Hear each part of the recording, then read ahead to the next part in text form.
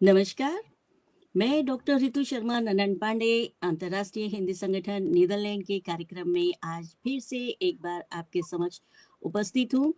हमारे साथ फेसबुक से, जूम से और लाइव जुड़े हुए सभी श्रोताओं का, दर्शकों का हार्दिक अभिनंदन करती हूँ। पुस्तकें हमारी मित्र होती हैं, ये हम सब कहते हैं। आप सबको पुस्तकें पढ़ना पसंद भी है, तरह तरीके की पुस्तकें आपने पढ़ी होंगी और कई कुछ लोगों ने लिखी भी होंगी पुस्तकें।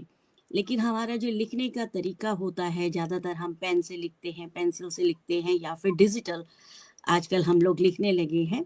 लेकिन आज हम आपको जिस शख्सियत से मिलवाने वाले हैं, उनका लिखने का तरीका भी अलग है और वो विशेष इसीलिए है क्योंकि उन्होंने जो पुस्तकें लिखी हैं, उनको अलग-अलग उपकरणों, मैं ये नहीं कह रही कि पेन से लिखी है, अलग-अलग उपकरणों से लिखी है।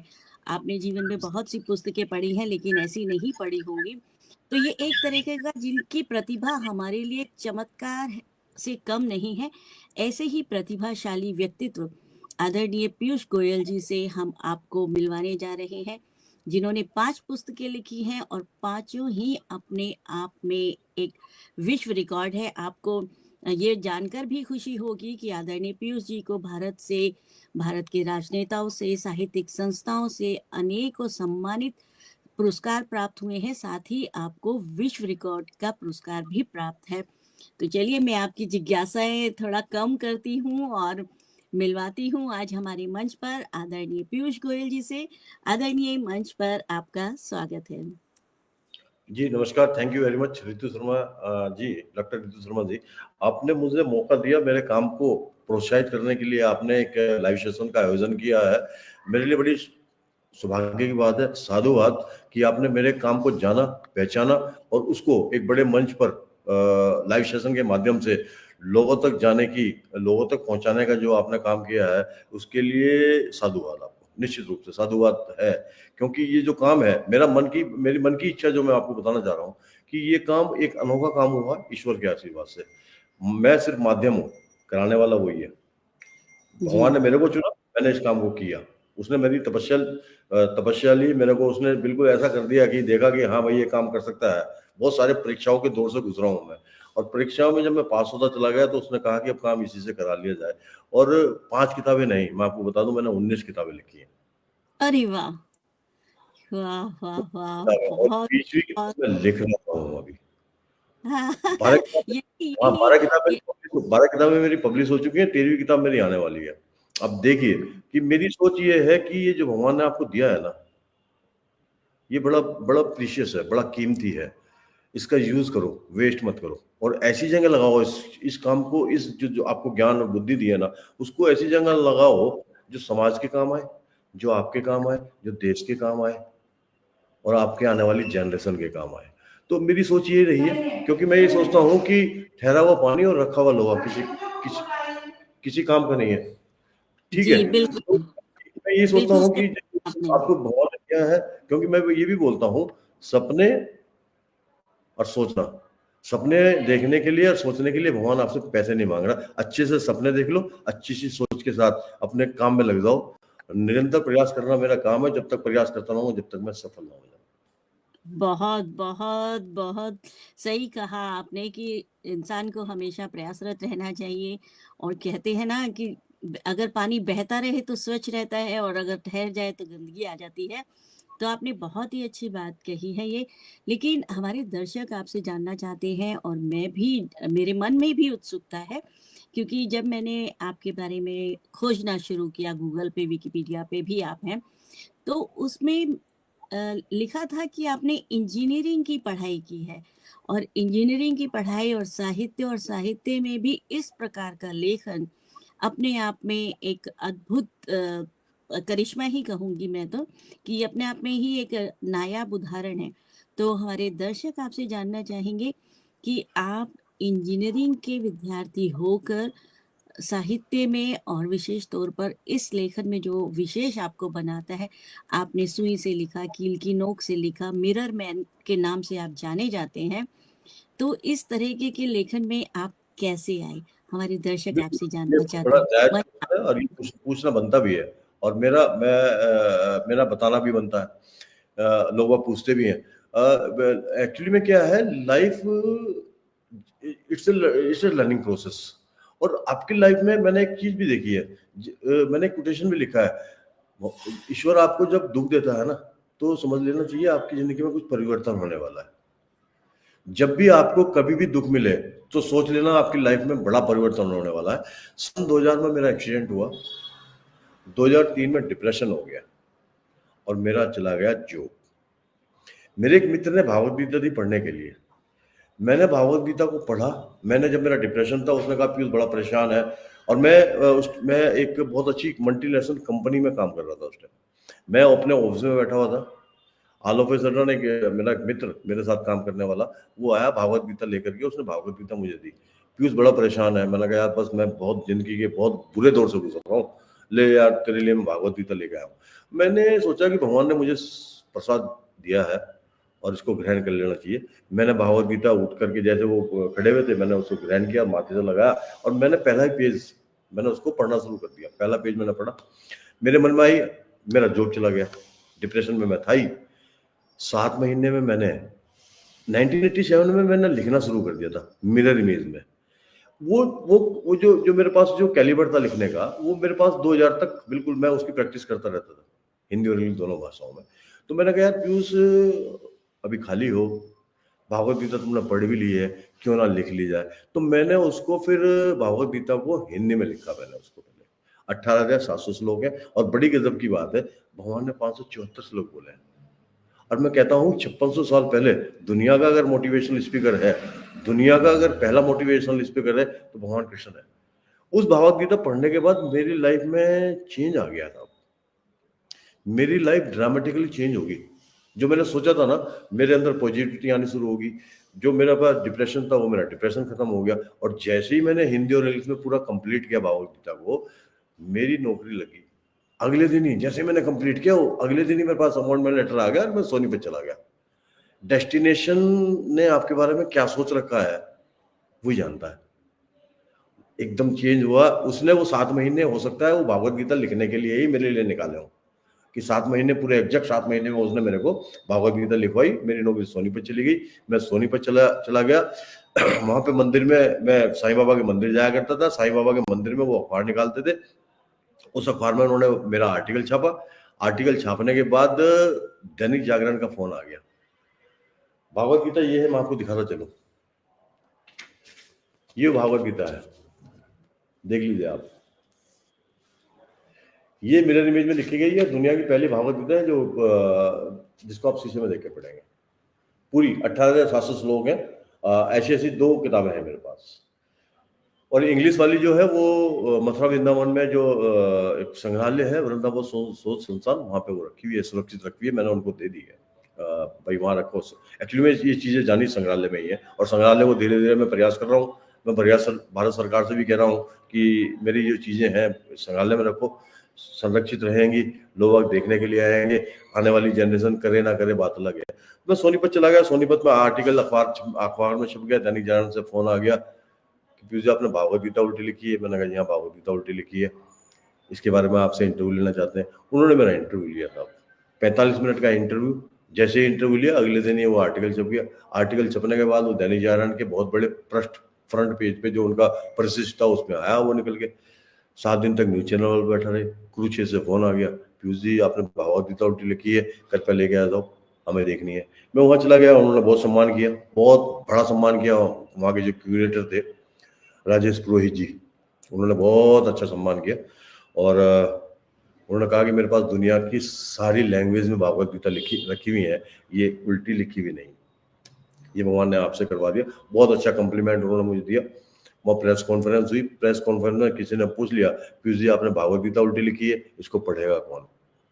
मैंने उस भाई को बोला, दोस्त सुनो, वाल्मीकि जी ने मरा मरा बोला, राम राम निकला, रामायण लिख दी संस्कृत भाषा में। मेरी पूरी दुनिया को संदेश है, यार सीधी नहीं तो उल्टी पढ़ लो। मेरी लाइफ बदली है तो आपकी भी लाइफ बदलनी चाहिए। मैंने उसको ये जवाब दिया, लेकिन मैं मैकेनिकल इंजीनियर हूँ। आपने बोला एक मैकेनिकल इंजीनियर और साहित्य के क्षेत्र में, मैं यांत्रिक अभियंता अभी तो काम आएगा। तो हुआ ये कि मैं यांत्रिक अभियंता हूँ, अभियंता होने के नाते मेरे दिमाग में ये आया कि पीयूष जी आपने उल्टी भागवत गीता तो लिख दी, सोचना और थ्योरेटिकल और प्रैक्टिकल में अंतर होता है। फिर मैंने सुई से मधुशाला को लिखा। ये सुई से लिखी मधुशाला है, ये देखिए आप।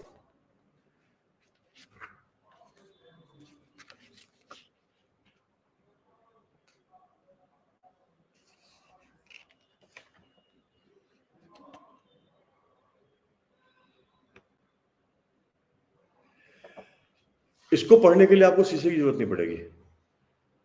और मैंने कहा ना प्रयास करता रहूंगा जब तक मैं कामयाब ना हो जाऊं। मैंने सुई से लिखी। फिर मेरे दिमाग में आया कि पीयूष गोयल, मैं एक शादी में गया तो वहां देखा कि एक बेटे की शादी हो रही थी, मेहंदी कौन सा काम हो रहा था, तो फिर मैंने गीतांजलि को मेहंदी कौन सा लिखा। रविन्द्रनाथ टैगोर जी की गीतांजलि। ये मेरी लाइब्रेरी में कुछ किताबें रखी हुई हैं जिनको मैं बहुत पसंद करता हूँ। प्रेमचंद जी, मधुशाला हरबंस राय बच्चन जी, और गीतांजलि रविन्द्रनाथ टैगोर जी की, जो 1913 में नोबेल प्राइज मिला था। तो इन किताबों को मैं लिखता गया और अभी प्रयास जारी है। अब आपने एक तो पुस्तक लिखी थी, आपने मिरर इमेज में लिखी है, और फिर आपने बताया कि सुई से लिखी आपने दूसरी पुस्तक जो है। तो सुई से तो मतलब बहुत मुश्किल होता है सुई से लिखना। कई बार तो सुई में धागा पिरोना ही बहुत मुश्किल होता है, बिल्कुल और बहुत आपने मुश्किल होता है। बड़ा बड़ा सुई ही से लिखी। हाँ, तो ये कैसे संभव हुआ और ये संभव विचार हुआ। भी कैसे आया? हाँ, मेरे विचार में अगर वो बंदा वहां पूछता ना कि पीयूष जी आपकी भागवत गीता को पढ़ेगा कौन, तो ये चीज मेरे पास जी। नहीं आती। मैंने 20 साल हाँ। सचिन तेंदुलकर को क्रिकेट खेलते हुए देखा है, और क्रिकेट खेलते हुए सचिन तेंदुलकर से ये सीखा है कि उसने बल्ले से जवाब दिया है। कभी मैंने लोगों को जवाब अपनी लेखनी से दिया है। जी। मैंने ये सीखा। ये मैं बड़े बड़े लोगों से सीखता हूँ। मैं लता मंगेशकर से सीखता हूँ, मैं नरेंद्र मोदी से सीखता हूँ, मैं राधा कृष्णन से सीखता हूँ, मैं विराट कोहली से सीखता हूँ, मैं महेंद्र सिंह धोनी से सीखता हूँ। उन लोगों की मैं ये सीखता हूँ कि ये लोग वहां तक पहुंचे कैसे, इनके अंदर क्या खासियत है जो मेरे अंदर नहीं है, मैं क्या नहीं कर सकता हूँ। ये चीजें मेरे दिमाग में बड़ी रहती हैं, पॉजिटिव सोच रहता हूँ।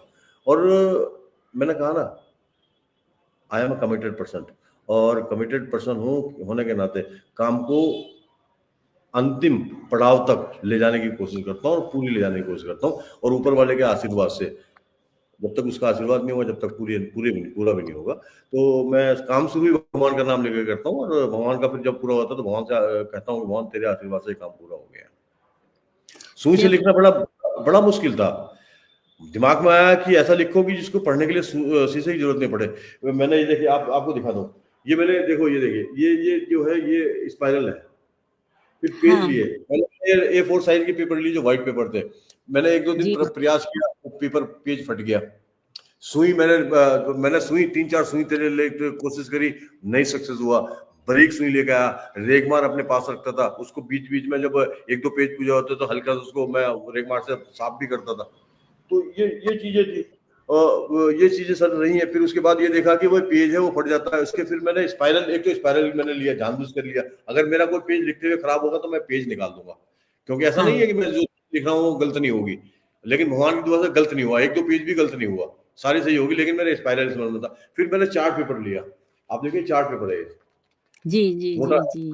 A4 साइज की जो व्हाइट पेपर है उससे मोटा है पेपर। फिर मैंने कहा कि यार इस पे लिखूंगा तो अगले पेज पे इंप्रेशन आ जाएगा, जैसे ही मैं निडल को जो है प्रिक्ट करूंगा, दबाऊंगा। ब्रेक करो। मैंने उसके नीचे फिर मैंने जो है क्या बोला कि फिर मैं थर्माकोल लगाया। फिर मैं जब सुई से उसको लगाता तो मेरी ये दोनों जो उंगलियां हैं, ये वाली जो है अंगूठा और ये वाली, ये जो है बड़ी दर्द करती थी।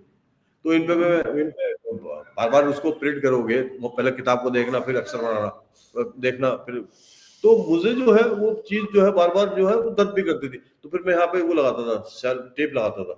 सेलो टेप लगा ली इधर, सेलो टेप लगा ली, बीच में रुई लगा दी, रुई के साथ रुई का सहारा ले लिया, उसको लगा कर बड़ा पेनफुल था। मैं कभी वो बताऊं क्या, कभी कभी दिमाग में रहता था कि पीयूष क्या ले लिया यार, ये क्या टाइम, क्या मुसीबत मोल ली। लेकिन मैंने कहा ना, कमिटेड पर्सन हूँ, कमिटमेंट कर लेता हूँ तो पूरा कर, और काम करने से पहले मैं किसी को बताता नहीं हूँ। बिल्कुल सही कहा, वही मैं सोच रही थी कि हम कभी-कभी सुई से काम करते हैं, हाथ की सुई से, तो भी कभी-कभी हाथ में चुभ जाती है तो बड़ा दर्द होता है और आपने पूरी गीतांजलि लिख दी।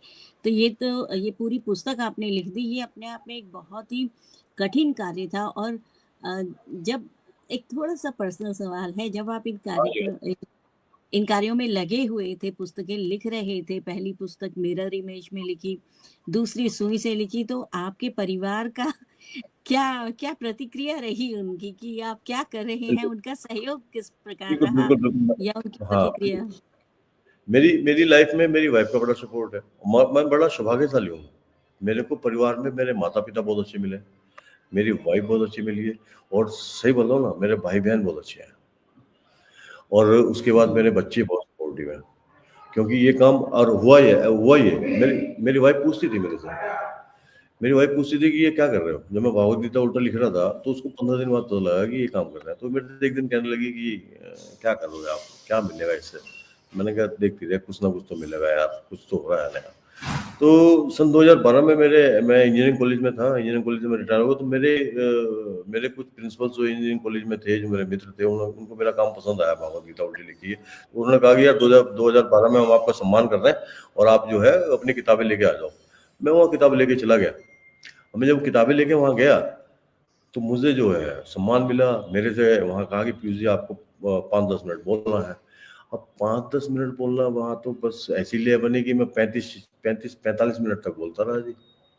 पता नहीं कहाँ से भगवान ने आशीर्वाद दे दिया और ऐसा बोल गया कि मुझे पता लगा कि पीयूष गोयल तेरे अंदर तो मोटिवेशन भी छिपा हुआ है। तू मोटिवेशन स्पीकर भी बन सकता है। देखिए, जब मैं मेरी वाइफ दूर बैठी हुई थी, मैं भी अब जब मैं नीचे उतर के आया, जब मैं नीचे उतर के जब मैंने अपना गले में माला पड़ी हुई है, मोमेंटो हाथ में है, जब नीचे उतर गया, तो मेरे साथ कुछ लोग जैसे कुर्सी पर से उठ के आए, उन्होंने सेल्फी लेनी शुरू कर दी मेरे साथ। और फिर मैंने कुछ इंजीनियरिंग कॉलेज में था तो बच्चे आए मेरे पास, ऑटोग्राफ लेना शुरू कर दिए।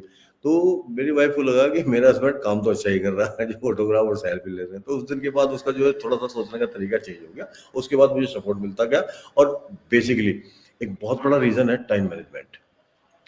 ये टाइम मैनेजमेंट के बिना संभव है नहीं। आप जी। 24 घंटे 8 घंटे आपको सोना है, 8 घंटे 10 घंटे आपको नौकरी करनी है। आपके कितने घंटे हो गए? 18 घंटे चले गए, बचे 6 घंटे। 6 घंटे में आपको अपने बच्चों के साथ भी रहना है, अपने मित्रों के साथ भी रहना है। बचे आपके पास 2 घंटे और वही 2 घंटे काम के हैं साहब। उन 2 घंटे में बिल्कुल। बाय हुक एंड क्रुक मुझे लिखना ही लिखना है। मैंने बचपन में कहानी पढ़ी थी, कहानी पूरी दुनिया ने पढ़ी है और कहानी आपने भी पढ़ी, मैंने भी पढ़ी, पूरी दुनिया ने पढ़ी है, पूरे हिंदुस्तान वासियों ने पढ़ी है। उस कहानी ने मुझे हमेशा मोटिवेट किया। 3 चीज़ें हैं जो मेरी लाइफ को हमेशा मोटिवेट रखती हैं। कौवे ने कंकड़ डालकर पानी पी लिया था। अगर पक्षी कंकड़ डालकर पानी पी सकता है तो पीयूष गोयल किताब क्यों नहीं लिख सकता है? पहली बात। फिर मैथिली सेन गुप्त की 4 लाइनें बहुत पसंद है मुझे। "न रोना निराश करो मन को, कुछ काम करो, जग में रहेगा कुछ नाम करो।" फिर जब मैं इंटर में आया तो रॉबर्ट फ्रॉस्ट की लाइन थी, "I have miles to go before I sleep." इन तीनों चीज़ों ने मुझे डिमोटिवेट होने ही नहीं दिया कभी भी और मैं मोटिवेट रहता हूँ और मोटिवेट होने की वजह से ही 19 किताबें लिख चुका हूँ और 20वीं किताब प्रयासरत है और रामधारी सिंह अ, दिनकर जी की रसमती को लिख रहा हूँ। अरे वाह! वाह! बहुत, बहुत बढ़िया। अभी आपने बताया इतनी किताबें लिखी और जहाँ तक मैंने पढ़ा आपने निशंक जी की भी कविताओं का आप उनकी कविताओं के लिए भी कुछ कर रहे हैं? हाँ, एक्चुअली में भी ये क्या है पूर्व मैंने हाँ, पिछले साल जो है पूर्व वो उनका के एक समय फंक्शन की। हुआ था। मुझे उसमें जी। आमंत्रण मिला। मुझे पता लगा एक हमारी वो हैं जो उनके संपर्क में आए। उन्होंने फिर उनकी जो पीए हैं उनसे बात हुई। मैंने कहा जी उन्होंने कहा कि ऐसे-ऐसे आप मिरर इमेज में लिखते हैं। मैंने कहा जी मुझे आप भेजिए। उन्होंने पीडीएफ भेजी। मैंने कहा जी पूरी अभी तो समय नहीं है। जो उनका समय था 1 डेढ़ महीने के बीच में था। 1 डेढ़ महीने के अंदर मैंने कहा ये पूरी किताब तो लिखना संभव नहीं है। तो उन्होंने कहा कि कुछ किताबें लिख दो आप। तो मैंने 45 कविताएँ उनकी लिखी, मिरर इमेज में लिखी। उसको बाकायदा स्पाइरल करवाया, उसपे पूरा जीवन पथ का पूरा वो लिखवा कर के मैंने उनको भेंट की। तो उन्होंने कहा कि हम ऐसे नहीं लेंगे, हम जब तीसरा दिन फाइनल होगा हमारा, हम विमोचन करेंगे, विमोचन पे आपको वहाँ पे बुलाएँगे। तो बड़ा सम्मान किया साहब ने, मोमेंटो वगैरह वो सब कुछ दिया उन्होंने, ये सब कुछ हुआ, वो विमोचन हुआ। विमोचन में वहाँ पे बुलाया, शेखावत जी आए थे, कल्चर मिनिस्टर थे, शेखावत जी के साथ विमोचन हुआ, टमटा जी थे और निशंक जी साथ में खड़े हुए थे। उनके जो है कांडियाल साहब भी थे साथ में, तो उन्होंने बड़ा अच्छा सम्मान समारोह किया और विमोचन किया। ये मेरे बड़े सौभाग्य की बात है, और आगे भी अगर वो कहेंगे तो मैं लिखूंगा जरूर, उनकी किताब में लिखने में कोई दिक्कत नहीं है। बहुत बढ़िया। इस बीच में हमारे साथ मॉरिशस से वरिष्ठ कवित्री साहित्यकार कल्पना लाल जी जुड़ गई हैं, रिंकी राघव जी जुड़ गए हैं। आपको बहुत बहुत शुभकामनाएं दे रहे हैं आपके काम के लिए। आपने कहा कि आपने 19 किताबें लिख ली हैं, मधुबाला लिखी, गीता लिखा, मेहंदी से गीतांजलि लिख दी। जब आप मधुबाला लिख रहे थे तो आपके मन में कैसे भाव थे कि आपने मधुशाला को ही क्यों चुना कि मैं बच्चन जी की मधुशाला को ही इस अपने नायाब तरीके से लिखूंगा? इसके पीछे की कहानी सुनाइए। बिल्कुल, कहानी ये है कि सबसे बड़ी बात तो ये है कि मधुशाला मैंने पढ़ी थी पहले, और मधुशाला मुझे कुछ पंक्तियां तो याद नहीं है, लेकिन मुझे लगा कि ये पुस्तक में कुछ दम है, और मैंने वो किताबें लिखी हैं जो विश्व प्रसिद्ध है। और अमिताभ बच्चन जी हिंदुस्तान के लीजेंड हैं ही। मैंने ये सोच के भी लिखी कि भाई लिखो तो काम ऐसा करो जो बड़े लोगों के साथ में समर्पित हो। अमिताभ जी के फादर हरमन राय बच्चन जी हैं, उनके बारे में पढ़ा मैंने। फिर मधुशाला मेरी लाइब्रेरी में रखी थी। मैंने कहा कि यार इसी को लिखते हैं। मधुशाला मैंने इसीलिए लिखी।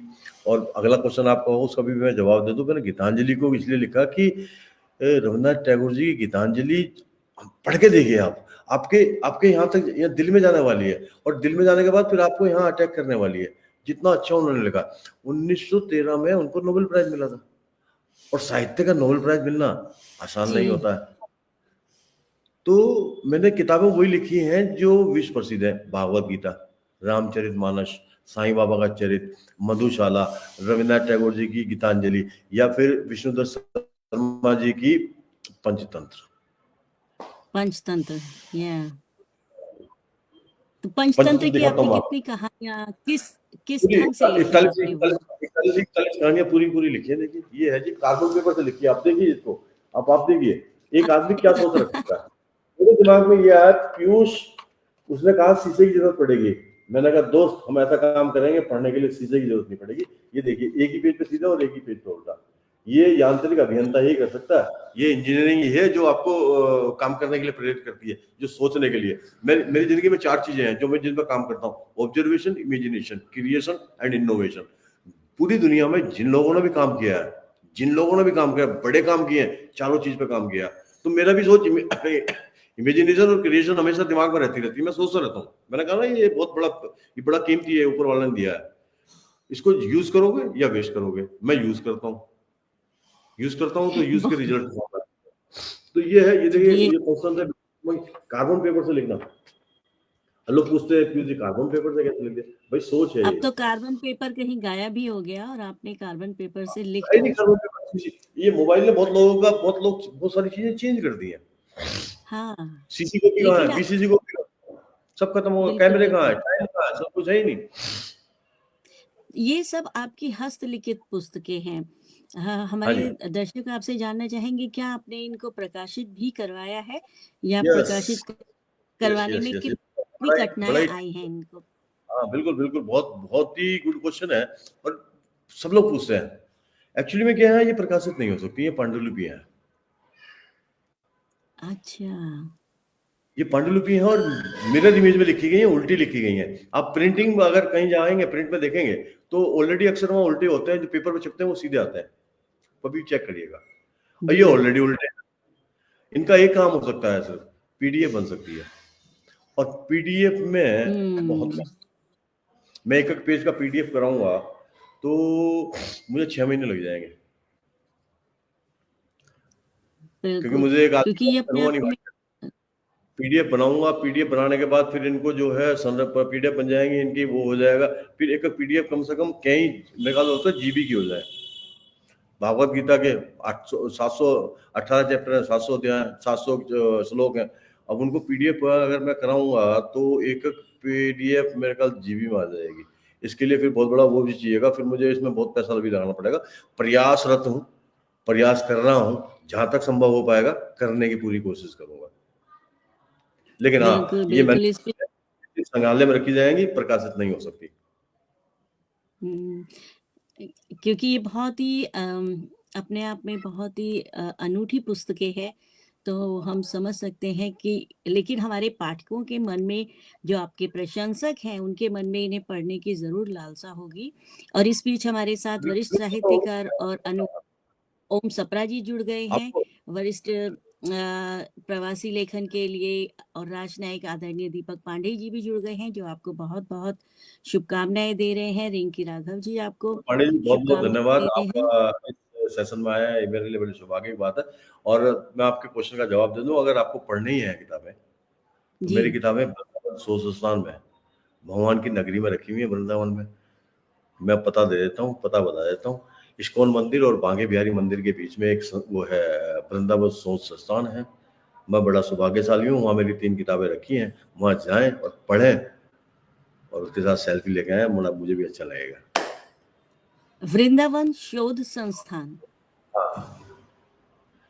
और अभी इनको बहुत सारी चीज़ें जाने वाली हैं। अभी और भी चीज़ें जाने वाली हैं उनके पास।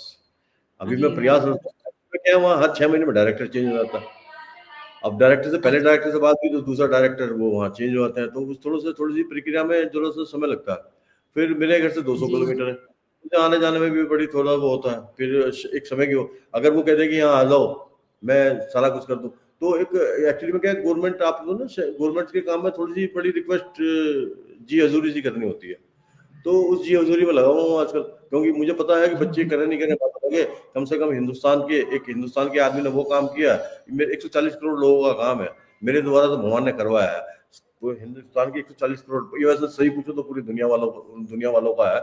मैं इनको ऐसी जगह संरक्षित करना चाहता हूँ जहाँ लोग इसको देखें और पढ़ें और कहें कि हाँ, एक हिंदुस्तान के आदमी ने वो काम किया जो पूरी दुनिया में अभी तक नहीं हुआ।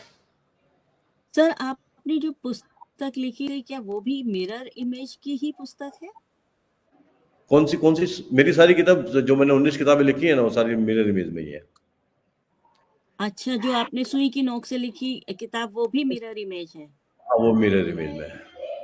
जभी तो मैं उस पत्रकार को जवाब दे हाँ, पाता कि वो ये शीशे की देखने की जरूरत नहीं पड़ेगी, वो उसको देख लो आप। एक रिंकी राघव जी ने पूछा है कि निडिल को बुक को लिखने में कितना समय लगा। भाई वैसे जी। तो 2003 से 2025 तक मैं 19 किताबें लिख चुका हूँ। एवरेज ऑन एन एवरेज की बात करूँ तो 1 साल का समय लगता है। और बड़ी-बड़ी 351 पेज की साईं बाबा का चरित्र 351 पेज का हिंदी और इंग्लिश दोनों में लिखा है। रामचरितमानस को लिखा, 1-1 साल का समय लगा है। सुई से लिखने वाली को लिखने में मुझे साढ़े 3 महीने लगे थे लिखने में। आपने बताया भी कि सुई से जब आप लिख रहे थे तो आपको बहुत सारे शारीरिक कष्ट भी हुए बहुत और बहुत बहुत परेशानी मुश्किलें हर एक मिली है। हर एक किताब को लिखने में परेशानी आई है। ऐसा नहीं है। हाँ, और परेशानी आई जब है आप सबसे बड़ी आपने बात। मेहंदी के कोन से लिखा, तो मेहंदी को हाँ, तो उसको मेहंदी कोन में बड़ा पेज गीला हो चैलेंजिंग। जाता। यस, एक पेज गीला हो गया, उसको 8 घंटे पहले सूखने के लिए रखो। आपके पास समय अच्छा, 1 ही घंटा है, 1.5 घंटा है। गीतांजलि है किताब जिसको नोबेल प्राइज मिला है। जब आपने काम शुरू कर दिया है तो बीच में छोड़ोगे तो आपको कहीं ना कहीं आपको स्ट्राइक करेगा, यार वो काम था वो पेंडिंग हो गया, क्यों करा नहीं। तो कहीं ना अंदर अंदर अंदर से भावना आएगी, यार पूरा क्यों नहीं किया, इसको पूरा कर लेता। तो ये चीजें हैं। तो मैंने कहा पूरा तो करना ही है, समय कितना भी लग जाएगा। मैंने कहा ना, कौवे ने कंकड़ डालकर पानी पी लिया था। और जी, मैं वो कौवा कर सकता, मैं क्यों नहीं कर सकता हूँ। निशांत राघव जी पूछ रहे हैं कि बेटा 19 किताबें लिख चुका हूँ, 20वीं लिख रहा हूँ, प्रयास अभी जारी है। ऐसे आशीर्वाद बनाए रखो, भगवान से प्रार्थना करो, आप सब लोग प्रार्थना करो कि लिखते रहें और हिंदुस्तान का नाम। यार मैं एक्चुअली में क्या ऐसा ही बताऊँ ना, मैं अपने हिंदुस्तान से बहुत प्यार करता हूँ। जी, जी, बिल्कुल। और और जब ऐसी आपको ऐसी विश्व भावना है विख्यात कि के मैं लिए अपने हिंदुस्तान के लिए काम आ जाऊँ, मेरे मन में ये रहता है हमेशा, हमेशा ये सोचता रहता हूँ कि यार कुछ ऐसा हो जाए कि हम दुनिया में अनोखे अनोखे दशमलव हमने दिया, जीरो हमने दिया, पाई का मान हमने दिया, सर्किल हमने निकाला है। क्यों ना एक ऐसा काम नया हो जाए जो लोग याद रखें। बिल्कुल सही कहा। हम कहीं भी रहें, दिल तो हिंदुस्तानी ही है, और हमेशा अपने हिंदुस्तान का नाम और झंडा ऊंचा रखने के लिए आप नीदरलैंड में बैठी हुई हैं और हिंदुस्तान के एक आदमी का इंटरव्यू ले रही है, तो ये दिल हिंदुस्तानी होने की तो बात ही और क्या है। वैसे तो आपने इंटरव्यू और लोगों के भी लिए होंगे जो विदेश में है, जी, जी, लेकिन ये जी, और दूसरी बड़ी बात ये है कि आपने मेरे काम को पहचाना। जी हाँ, जब आपने मैंने सुना, पढ़ा, हाँ, तो आपने बहुत इसको सोचा अलग। कि दूर तक लोगों के पास जाना चाहिए, तो ये बहुत बड़ा काम है। जी लाइव हाँ, सेशन तो यही बहुत सारे लोग, सोच। हाँ, इसीलिए मैंने आपसे संपर्क किया क्योंकि आपका काम बिल्कुल अलग था, यूनिक था और मैंने आपके बारे में बहुत दिनों तक पहले पढ़ा। जितनी भी समाचार पत्रों में या न्यूज़ में, विकिपीडिया में, गूगल में, फेसबुक पे सब जगह आपको पहले पढ़ा कि क्या-क्या किया और ये इतना मतलब कैसे किया आपने ना, तो एक जिज्ञासा भी थी मेरे मन में। इसलिए मैंने आपसे समय माँगा कि सर एक समय दीजिए मुझे मेरे कार्यक्रम के लिए कि मेरे अलावा और लोग भी इसको जानें। और यस, हमारे यस, यस। साथ इस बीच में वरिष्ठ साहित्यकार और प्रोफ़ेसर वसुधा गाडगिल जी भी जुड़ गई हैं मुंबई से, जो आपको हार्दिक शुभकामनाएँ दे रही हैं। जी, तो नमस्कार, सर बहुत-बहुत धन्यवाद आप आई हैं। ये तो अभी तक हमने बात की है कि आपने मिरर इमेज में लिखा, सुई से लिखा, मेहंदी से लिखा, लेकिन एक और भी आपने कमाल किया हुआ है, आपने कील से भी लिखा है। तो बिल्कुल, वो मैंने कील कील से से लिखा है। हाँ, वो मैं वही कैसे बता किया और वो सोच कैसे आई? वो सोच ऐसी आई, मैं बता दूँ आपको। सबसे पहले मैंने उसके बाद जो मैंने किताबें लिखी, तो मेरे दिमाग में आया मेरी अटल बिहारी वाजपेयी जी हैं। जी। अटल बिहारी वाजपेयी मेरे जो है आइडल हैं और मैंने उनकी पुस्तक मैंने अटल बिहारी वाजपेयी जी की किताब थी मेरी 51 कविताएँ और मैंने मेरी 51 कविताओं के ऊपर ऑटोग्राफ लिया उनका, जब वो प्रधानमंत्री नहीं थे, प्रधानमंत्री बनने से पहले।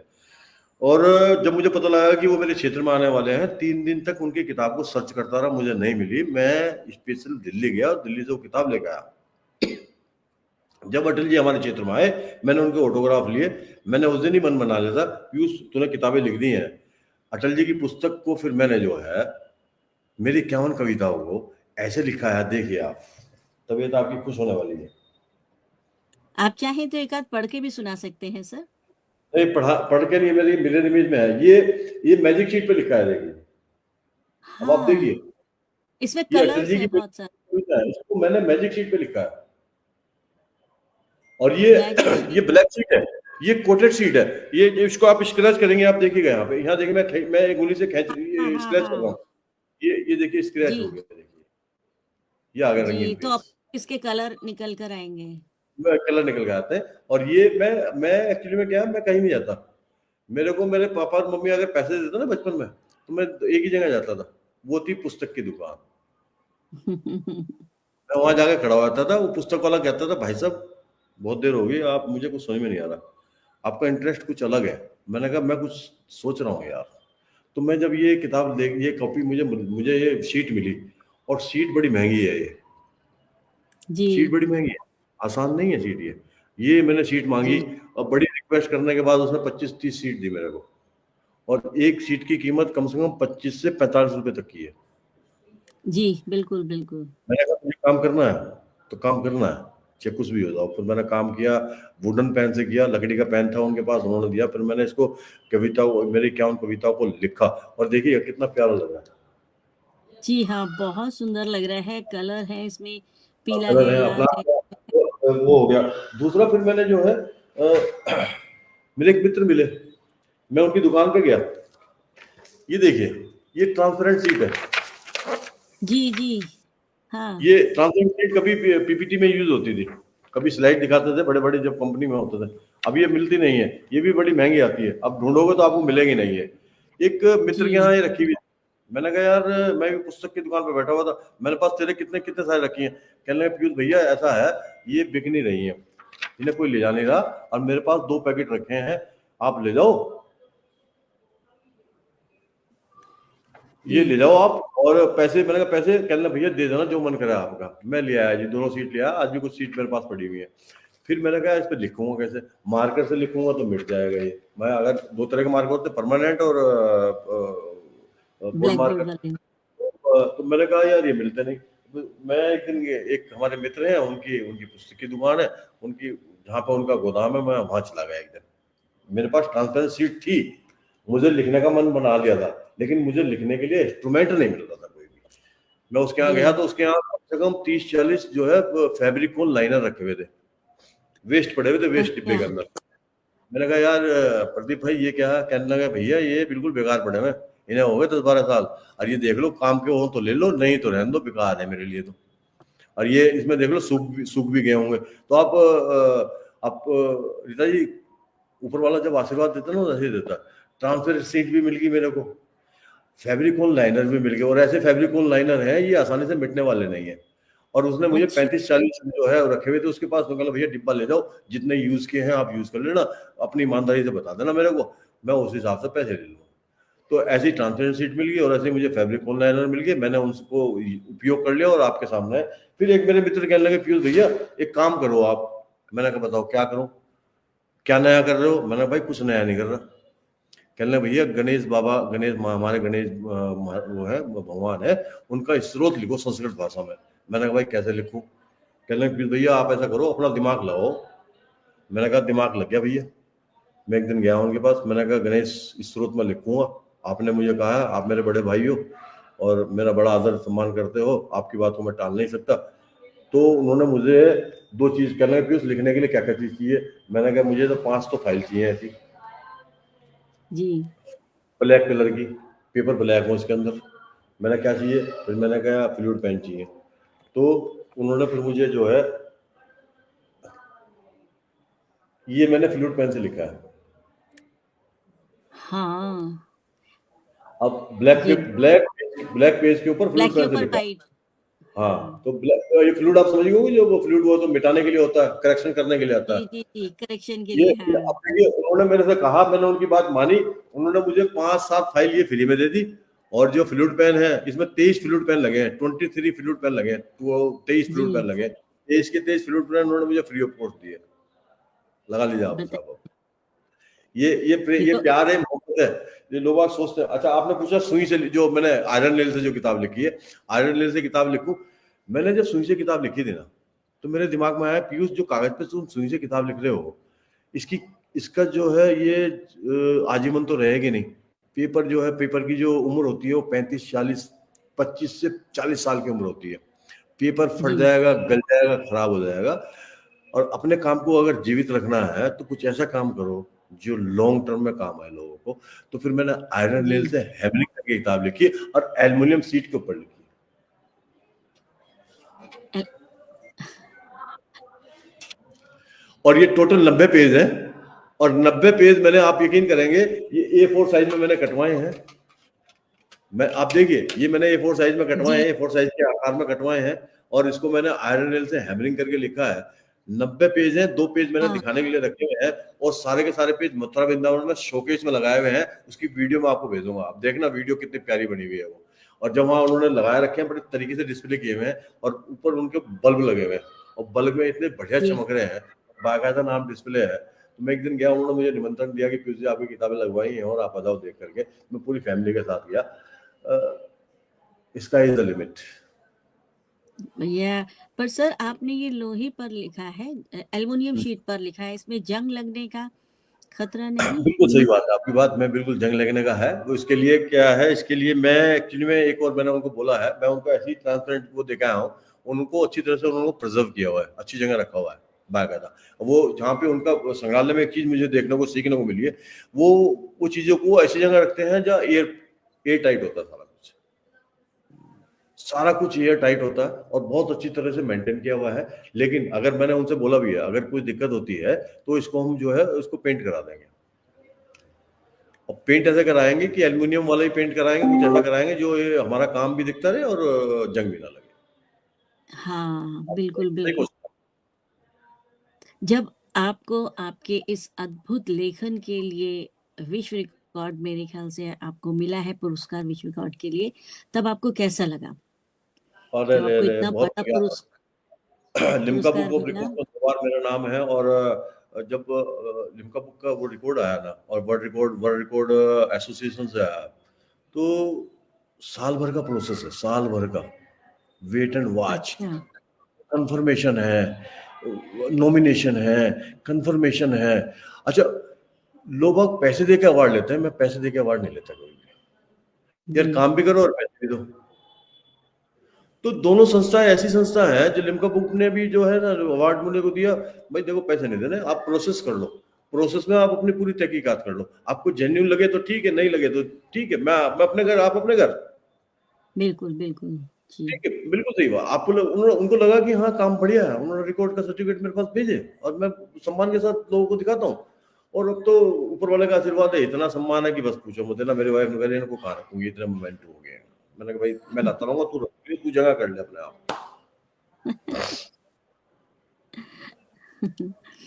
तो घर वालों को भी तब बहुत अच्छा लगा होगा और फिर तो आपको उन्होंने लगता है। कभी मना नहीं किया होगा कि आप हर समय व्यस्त रहते हैं, हमारे लिए भी समय निकालिए। तो आप घर के क्योंकि आपकी नौकरी भी है, घर भी है, परिवार भी है और ये लेखन भी है। तो आप और फिर जगह-जगह आपको बुलाया भी जाता है समारोहों में और इस इन सब को आप कैसे मैनेज करते हैं? वैसे तो आपने नहीं है। बताया कि आप इंजीनियर हैं तो इंजीनियरिंग ढंग से आप दूसरी चीज़ें मैनेज कर लेते हैं। लेकिन अब मैं ये जो अब मैं रिटायर्ड हो गया हूँ। मैं अभी रिटायर्ड हुआ हूँ, 58 साल का हो गया हूँ। ठीक है, पहली बात। जी, और दूसरी बात है कि मुझे 3 जगह जाना था अभी। मुझे आगरा जाना था, जी, मुझे लखनऊ जाना था और मुझे एक और जगह जाना था। हाँ, 2 जगह जाना था, कानपुर था, लखनऊ था और वो था। मैंने मना कर दिया उनको। मैंने कहा भाई मेरा व्यस्त है और दूर है। और दूसरी बात, यार हर चीज़ फ्री में नहीं होती है, आसान नहीं है फ्री में आना-जाना जो है। लखनऊ भी आऊँ मैं, कानपुर भी आऊँ, आगरा भी आऊँ। व्यवस्था करो जी, आने-जाने की। तो कुछ लोगों ने व्यवस्था की, कुछ लोगों ने व्यवस्था नहीं की। जिन लोगों ने व्यवस्था कर दी, मैं चला गया वहाँ पे, उन लोगों को दिखा दिया। अब मेरे पास सहारनपुर से फ़ोन आया, उन्होंने आने-जाने की व्यवस्था करी, गाड़ी, ड्राइवर-वाइवर सब कुछ मैनेज किया, खाने-पीना, रहने का व्यवस्था करी, मैं चला गया। तो बहुत सारी जगह से जी, आते हैं, बहुत सारी जगह। तो मैं अब 10,000 से ज़्यादा लोगों को मोटिवेट कर चुका हूँ। और आसपास के क्षेत्र जो मेरे क्षेत्र के लोग हैं, मैं 20-25 किलोमीटर तक फ्री ऑफ कॉस्ट जाने के लिए तैयार हूँ। मोटिवेशन तो मैं फ्री में करता हूँ। लेकिन अगर 25 से ज़्यादा किलोमीटर दूर है, तो भाई व्यवस्था करता हूँ। क्योंकि मैं 30-35 किलोमीटर तक अगर मैं जाऊँगा भी, तो भाई अब जो पैसे फ्री में नहीं हो पाएगा। पैसे तो लगते हैं हर चीज़ के। मोटिवेशन जी, मैं फ्री में कर रहा हूँ, बिल्कुल। आना-जाना जो है मेरी व्यवस्था कर दो, अगर 20-25 किलोमीटर दूर है। तो ये सारी मैनेज करनी होती है, मैनेज हो भी जाती हैं। कहीं रिक्वेस्ट करते हैं, कहीं अभी जैसे मेरे पास 6 सितंबर का है, 21, 22, 23 का ग्रेटर नोएडा में है, 6 सितंबर का ग्रेटर नोएडा में है, परसों 27 तारीख का इंडियन हैबिटेट सेंटर में है, फिर 6 सितंबर का दिल्ली में है। तो शेड्यूल पूरा बना हुआ है। अभी आपके जो लाइव सेशन के बाद 2 लाइव सेशन और आ गए। एक स्वेल के ऊपर लाइव सेशन है, एक अमेरिका से एक मित्र हैं जो गुजरात के रहने वाले हैं। उनका आपसे मेरी बात चली रही थी। उनको उन्होंने मेरे पास गूगल में देखा होगा, मैंने ये जो अभी स्टेटस पे लगाया, तो लोगों के बहुत सारे के वो भी आए कि सर हम भी आपका पॉडकास्ट करना चाहते हैं। मैंने कहा करो पॉडकास्ट, दुनिया तक पहुंचाओ। वो अमेरिका में रहते हैं पॉडकास्ट के। उनका भी आया कि उनकी अपनी वेबसाइट है, वो कह रहे हैं वेबसाइट के ऊपर जूम पे करेंगे। तो नेचुरली लोगों को पता लगना चाहिए। और जो इन लोग इस चीज को जानना चाहते हैं। और क्रिएटिविटी, मैंने कहा ना, शेव न्यूटन के ऊपर बिल्कुल, गिरा, वहां से उसने क्रिएटिविटी और इमेजिनेशन ले ली। वहां से उसने ऑब्जर्वेशन किया, इमेजिनेशन किया और पूरी दुनिया में छा गया। वही चीजें हैं। कुछ लोग जानने की कोशिश करते हैं और कुछ लोग, जैसे मैं कुछ नाम नहीं लूंगा, कुछ लोगों ने मेरे पास मैसेज किया, ग्रुप में है, बहुत सारे ग्रुप में है। उन्होंने कहा पीयूष जी आपका काम बहुत अच्छा है और हम आपका लाइव सेशन करेंगे। उस काम को किए हुए उनको 1 साल से ज्यादा हो गया। उन्होंने मेरे से कह दिया कि पीयूष जी आपका काम बहुत बढ़िया, हम लाइव सेशन करेंगे। मैं इस यहाँ पे मैं उस बात की चर्चा, आज तक उन लोगों ने फोन करके नहीं कहा। काम को देख करके तो तारीफ तो कर दी कि पीयूष जी काम बहुत बढ़िया और हम आपका लाइव सेशन करेंगे। अब वो उन्होंने लाइव सेशन के लिए ना तो वो भेजा, ना उन्होंने किया, ना मैंने उनसे कहा। अब मुझे बाद में पता लगा कि वो लाइव सेशन जो करते हैं वो पैसा लेके करते हैं। भाई पैसे तो नहीं दूंगा यार मैं। अभी मेरे पास बहुत सारे, आज भी सुबह नहीं फोन सही, आया, सबका अपना-अपना आपको आपको अवार्ड दे रहे हैं, मंच पे ला रहे हैं, सो न्यूज़पेपर में आपकी खबर आएगी, पोस्ट कार्ड होगा, जो स्टॉक्स में आओगे 75,000 रुपए दे दो, मिनिस्टर आ रहे हैं। भैया ना, 75,000 में मैं अपना ही प्रोग्राम कर नहीं, लूंगा। आपका तो मैं अपना काम प्रोग्राम कर बोलता लूंगा, मैं है। अपना काम कर लूंगा। बिल्कुल, इस बिल्कुल तरीके सही कहा आपने और अच्छा किया क्योंकि आपका जो काम है, हम लोगों को उसके लिए आपको धन्यवाद कहना चाहिए कि आप वर्तमान पीढ़ी और आने वाली पीढ़ी के लिए जो एक धरोहर एक विशेष काम जो आपने किया है, एक अनूठी धरोहर छोड़ रहे हैं, तो उसके लिए तो हमें आपका धन्यवाद करना चाहिए। बिल्कुल, बिल्कुल, और बिल्कुल। हमारे बहुत आ जो गया। दर्शक दीर्घा में जो है रिंकी जी वो आप पूछ रहे हैं जैसे मैं भी पूछना चाहती थी कि आप इंजीनियर हैं और आप अनूठे लेखक हैं और फिर आपने अभी बताया भी बातों-बातों में कि आप मोटिवेशन स्पीकर भी हैं। तो इस तरफ आपका रुझान कैसे आया? क्योंकि मैंने रील्स में भी देखा था, आपके पेज पर भी देखा था कि बहुत सारे जो नवयुवा हैं, जो युवा लोग हैं, उनको आपने मोटिवेट किया और बहुत फ़र्क आया। तो ये विचार आपके मन में कैसे आया? हमारे दर्शक जानना चाहेंगे। परिवर्तन ऐसे आया कि दुनिया में मैं लोगों को देखता हूँ। कुछ लोग जो है गरीब लड़कियों की शादी करवा रहे हैं, कुछ लोग जो है खाना खिला रहे हैं। मैंने सोचा यार पीयूष, मिडिल फैमिली से हूँ, मिडिल क्लास आदमी हूँ, शादी नहीं करवा सकता, खाना नहीं खिला सकता, जो मेरे पास ज्ञान है उसको तो बाँट सकता हूँ। लोगों को बिल्कुल, मोटिवेशन के लिए प्रेरित तो कर सकता हूँ। मैंने कोई माँ के पेट से तो नहीं सीख के आया, मैंने भी लोगों को पढ़ा, लोगों के बारे में जाना, वहाँ से मोटिवेशन सीखा। मैंने कहा ना 2012 में वहाँ गया था मैं अपने इंजीनियरिंग कॉलेज में। वहाँ मुझे महसूस हुआ कि पीयूष 5 मिनट के लिए बोलने के लिए बोला, तू 35 मिनट तक बोल गया, कुछ तो है यार। अपने शब्दों से लोगों को मोटिवेट करें और उनकी लाइफ में मोटिवेशन आ जाए। और मैं मोटिवेशन के शब्द जो है ना, रिंकी राघव पूछना चाह रहा है कि तो मैं बेटा तेरे को बता दूं, मैं जी। मोटिवेशन के शब्द बोल रहा हूँ जो आपके दिल और दिमाग में जाने वाले हैं। पूरी दुनिया नतीजे को सलाम करती है, प्रयास करने वालों कभी हार नहीं होती है। सपने, ये वाला सुनना बड़ा काम का है।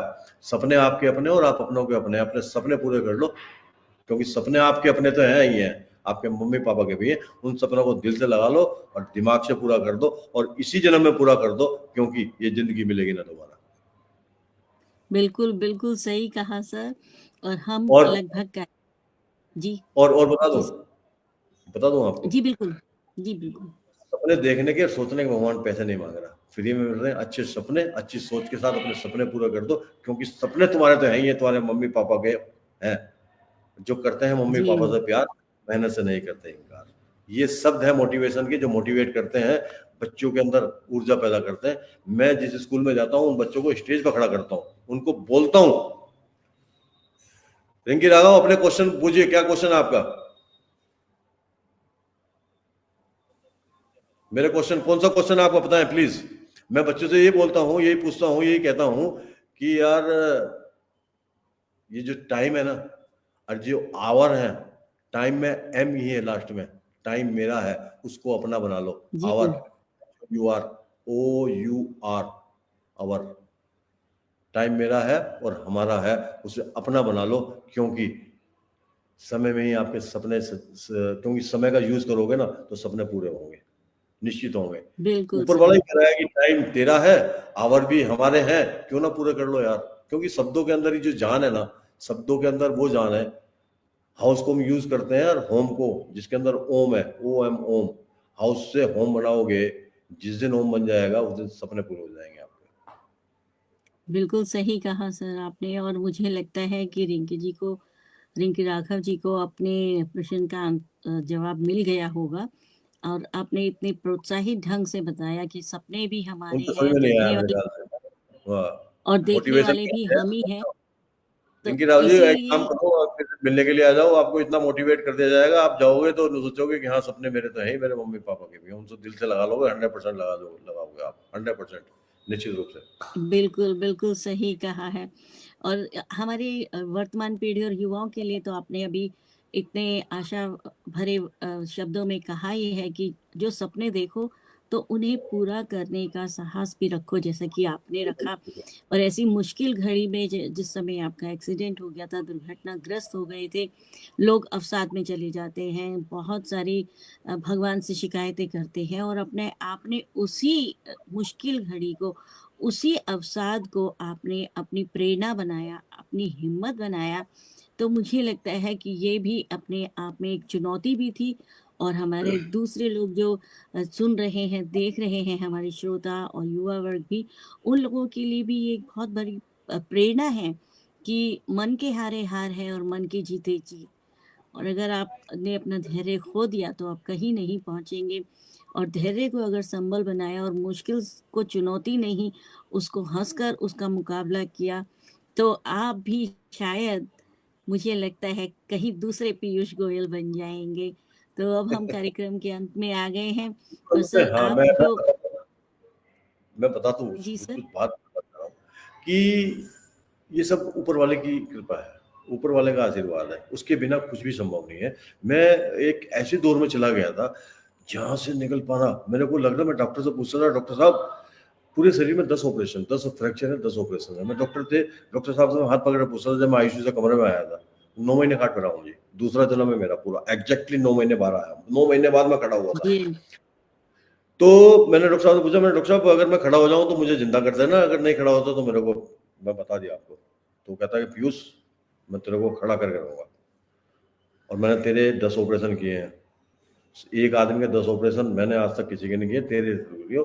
और जब मैंने उनसे फ़ोन नंबर मांगा तो फ़ोन नंबर दिया नहीं था उन्होंने। बहुत दूर जाने के बाद वापसी आए, कहने लगे नहीं पीयूष तेरे को फ़ोन नंबर देना बनता है, तू मेरा एक ऐसा जी, ऐसा पेशेंट जिससे मुझे बड़ा लगाव हो गया। और एक नंबर नहीं दिया, 2 नंबर दिए।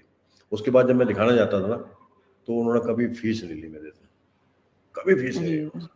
वो मेरे से कहते थे कि बस मुझे तू अपनी शक्ल दिखा दियो, उसके बाद मेरा काम है बुलाने का। उसके बाद मैं 4-5 बार मिल के आया। तो एक्चुअली में क्या, अपने पेशेंट से उनको लगाव हो गया था, मोहब्बत हो गई थी, हमें भी उतनी मोहब्बत थी। और इतने बड़े डॉक्टर थे कि लाजवाब, उन्होंने मुझे खड़ा कर दिया निश्चित रूप से। जिसके 3 फ्रैक्चर सीधे पैर में है, 3 उल्टे पैर में है, कुल्ले की हड्डी टूटी हुई है, उसको खड़ा कर दिया। हीमोग्लोबिन 4 का रह गया, बच्चे 3 थे, मेरी बिटिया 2 महीने की थी, सड़क पर पड़ा हुआ था, उठाने वाला कोई नहीं था, अपने बिटिया का नाम लिया। आज मेरी बिटिया है, मैंने उसकी शादी के लिए फॉरवर्ड में शादी कर रहा हूँ। एक बेटा मेरा इंजीनियर है, एक बेटा बिजनेस में है। ऊपर वाले का आशीर्वाद है साहब। बिल्कुल, बिल्कुल, बिल्कुल सही कहा। और आप जैसे लोग जो अपने उत्साह में कमी नहीं आने देते हैं और ईश्वर की कृपा उन पर हमेशा बनी रहती है। और ये ईश्वर की ही कृपा थी कि जो आपने 19 पुस्तकें एकदम अलग-अलग ढंग से, अलग-अलग यंत्रों से लिखी हैं। वो अपने आप में सिर्फ़ एक पुस्तकालय के लिए नहीं, आपके लिए नहीं, पूरे देश के लिए वो एक धरोहर है, जिसका पूरे विश्व में कीर्तिमान है आपके लेखनी के लिए। आप तो हम ऐसी शुभकामनाएँ करते हैं और ऐसा सोचते भी हैं कि हमारी भावी पीढ़ी को और वर्तमान पीढ़ी को आपसे प्रेरणा लेनी चाहिए कि किस तरह से मुश्किल घड़ी में वो अपना संबल बनाए रखें और इस तरीके की नई-नई चुनौतियों को अपने लेखनी में उतारें। ये भी एक बहुत बड़ी बात है और आपने अपने कीमती समय में से हमारे आज के कार्यक्रम के लिए समय निकाला। इसके लिए मैं बहुत-बहुत मैं आभारी हूँ मैं आपकी। चलते-चलते कुछ शब्द बोलना चाहता हूँ जो बहुत जी, ही बिल्कुल। प्रेरणादायक है। मुझे थोड़ा माफ कीजिएगा, जी। मैं बीच में टोक रहा हूँ। ये मेरी नहीं, किताब है, जी, सोचना बिल्कुल। तो पड़ेगा। इसके अंदर 110 जी, सोर्स है, बड़े काम की पुस्तक है। इसको इसमें कुछ सोर्स आपके साथ शेयर कर रहा हूँ मैं आपको। जी। कुछ सोर्स आपके आप चाहें तो साथ। कुछ अंश भी पढ़ के सुना सकते हैं हाँ, सर नहीं, इस नहीं, मैं पढ़ पुस्तक। गया, मैं बताता हूँ आपको। जी। फल की इच्छा रखने वाले फूल नहीं तोड़ते। फल की इच्छा रखने जी। वाले फूल नहीं तोड़ते। जो फूल तोड़ लेंगे तो फल कैसे मिलेगा, और फल नहीं मिलेगा तो सफल कैसे होगे। दूसरी चीज, दोस्तों, जिंदगी को अगर जीना है, जीने चढ़ने पड़ेंगे। 100% जीने चढ़ने पड़ेंगे। जिंदगी को अगर जीना है, जीने चढ़ने पड़ेंगे। 3 चीज याद रखना, नीति, नियम और नियत। अगर आपकी काम करने की नियत है, सफलता के दरवाजे आपके सामने। जिंदगी टालने से बिल्कुल भी चलने वाली नहीं है। चुनौतियों की चिंता मत करो, चिंतन करो, क्योंकि चुनौतियां किसी न किसी रूप में आपके साथ चल रही हैं। जिंदगी में अगर किसी का सहारा लेके जियोगे, एक दिन हारा हुआ महसूस करोगे। और लास्ट में जो मेरा बहुत ही फेवरेट है, मैं जो पूरे बड़े बड़े मन से बोलता हूँ, मैं एक दिया हूँ, मेरा काम है चमकना। मैं एक दिया हूँ, मेरा काम है चमकना। हो सकता है मेरी रोशनी कम हो, लेकिन दोस्त दिखाई बहुत दूर से दूंगा। दोस्त, अगर सूरज बन के चमकोगे, पूरी दुनिया में प्रकाश फैलाओगे, चांद बन के चमकोगे, रात में नजर आओगे, तारा बन के चमकोगे, बहुत दूर से नजर आओगे। तो दोस्त, now chance is your. What do you want to be? अगर सूरज बन के चमकोगे तो पूरी दुनिया में प्रकाश फैलाओगे, चांद बन के चमकोगे तो रात में नजर आओगे, तारा बन के चमकोगे तो बहुत दूर से नजर आओगे। डिसाइड आपने करना है, सूरज बनना, चांद बनना या तारा बनना है। बहुत-बहुत शब्द आपने कहे। आपने सही कहा कि चाँद तो सिर्फ़ रात को चमकता है और तारा बहुत दूर दिखाई देता है। तो अगर चमको तो इस तरह से चमको सूरज की तरह कि पूरा विश्व आपकी रोशनी से चमके जैसे आपकी लेखनी से चमक रहा है आपका नाम। बहुत-बहुत आभार। और इसके साथ ही हम हमारे एक प्रिय मित्र जिनका परसों निधन हो गया, अजीत राय जी, उनके लिए भी हम आज श्रद्धांजलि अर्पित करते हैं। और बिल्कुल, हमारे साथ बिल्कुल। इस कार्यक्रम से जुड़े हुए सभी दर्शकों का, श्रोताओं का मैं दिल से आभार व्यक्त करती हूँ। आपका पुनः आभार व्यक्त करती हूँ कि आपने अपने व्यस्त समय में से थैंक यू। समय निकाल के समय आपने मुझे निकाला। मौका दिया, मेरे लिए बड़ी सौभाग्य की बात है, और ये जो है ना बहुत दूर तक जाने वाली है निश्चित रूप से। ठीक है, थैंक यू। जी, जानी ही चाहिए। अगले कार्यक्रम में अगले सप्ताह हम फिर मिलेंगे इसी तरह एक विशेष लेखक के साथ उनकी कहानी सुनने के लिए। तब तक के लिए हमें आज्ञा दीजिए। धन्यवाद। धन्यवाद, थैंक यू, थैंक यू।